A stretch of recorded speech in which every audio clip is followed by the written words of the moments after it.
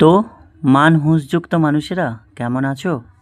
আচ্ছা, এই যে নীতিকথার গল্প মানে বলা ভালো ঠিক কোনটা ভুল কোনটা এসবের শুরু কবে থেকে বলো তো? ঠিকই ধরেছ, এই ঠিক ভুলের শুরু মানুষের মানুষ হয়ে ওঠার সমসাময়িক।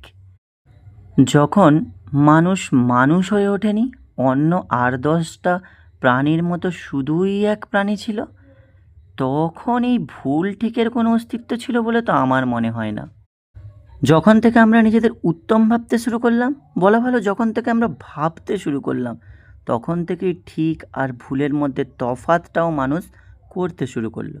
কোনটা ঠিক কোনটা ভুল তা না কাল, সময় আর পরিস্থিতির ওপর ডিপেন্ড করে।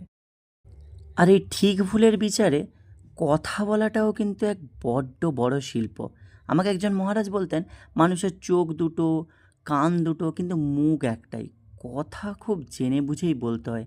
যেমন এই যে ফুড আর্টটাতে কচ্ছপটা কিছু কথার জবাব দেওয়ার জন্য নিজের প্রাণ হারিয়েছিল। তোমরা সবাই নিশ্চয়ই জানো নীতিকথার গল্পটা। তা কেমন হয়েছে এই সিম্পল ফুড আর্টটা? কমেন্ট করে জানিও। Thank you.